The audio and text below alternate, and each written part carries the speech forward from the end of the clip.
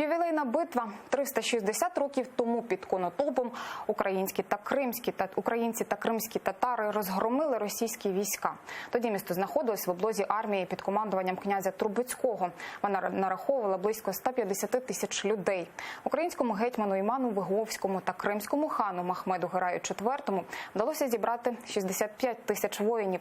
Перемогу над росіянами вони отримали за кілька днів. Урочистості щодо спільної перемоги українців та кримських татар пройшли цими вихідними під Конотопом. Як це відбувалося, дивіться далі у сюжеті.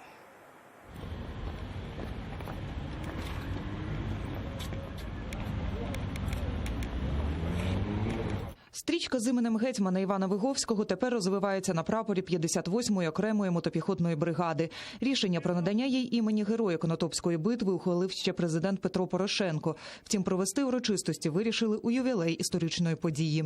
Ви своєю ратною працею заслужили це найменування. Носіть його з честю. Добра вам, міра, злагоди. Слава Україні!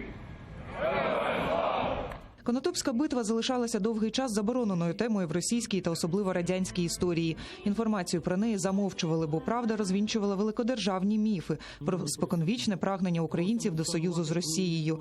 За 2 роки до Конотопської битви помер гетьман Богдан Хмельницький. Козацька старшина розділилася на кілька ворогуючих станів. Новий гетьман Іван Виговський намагався домовитися із Польщею про утворення триєдиної Речі Посполитої, у якій рівні права мали польський, литовський та український народи. Тим часом Росія почала окупацію великих міст Гетьманщини.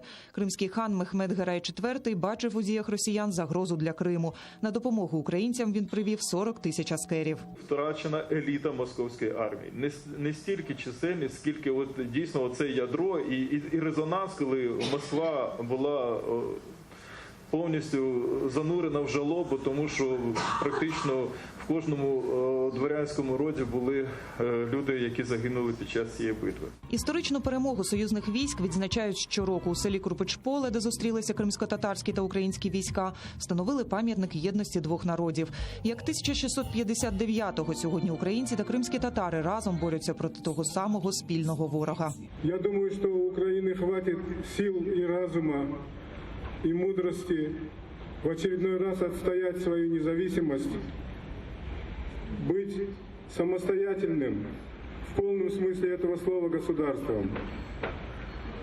Мы всегда рядом, мы всегда вместе с украинским народом. Слава украинскому народу, слава крымско-татарскому народу, слава Україні! Перемогу об'єднаних військ хана Герая та Івана Виговського 1659-го можна повторити і сьогодні, впевнений Ільмі Умеров. Повернути анексований Росією Крим українці і кримські татари зможуть лише разом. Ріана Алієва, Володимир Задирака, Асан Емінов, Заман, АТР.